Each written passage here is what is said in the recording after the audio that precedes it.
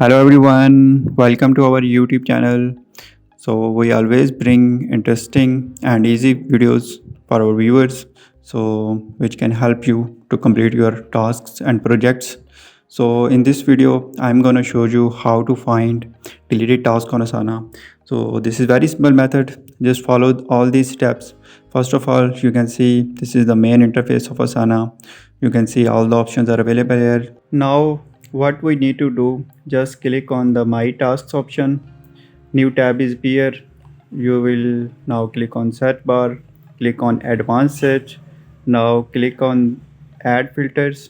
Just click on more. Now click on deleted option. Now press the search button.